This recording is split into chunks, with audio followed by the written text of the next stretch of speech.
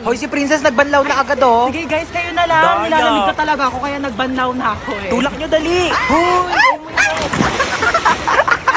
Ano ba yan? Wala na akong pamalit. Basta na lahat ng panty ko. Dayari kayo.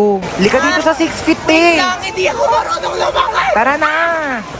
Tama na, parang baliw naman eh.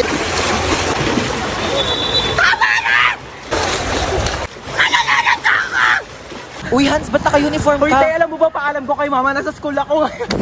Pero ako ng pamalit, te, dali, pero ako short Oo, brief. din lang kita. Uy, te, ginagawa mo dyan sa gilid. Uy, wala. Umiihi ka, no? Hoy, baliw, hindi. Hoy, may umiihi dito.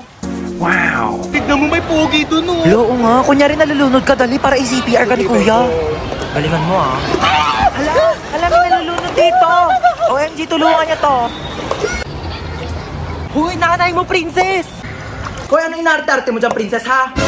Ano, gusto mo CPR, ha? Umuwi ka dito, si CPR ko tong tsinelas na to sa bunganga mo. Tignan mo si mama, di ba, biro?